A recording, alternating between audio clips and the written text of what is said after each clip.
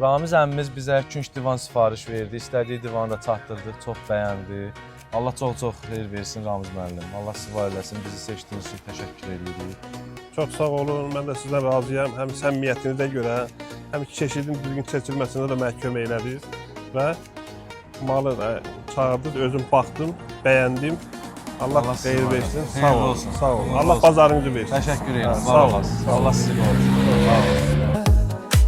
Keyfiyyət axtarırsansa həm də münasib qiymətlər Min geçevirir deyəndə bir ad düşür dilə Saf sahildə parlayan ideal məbəd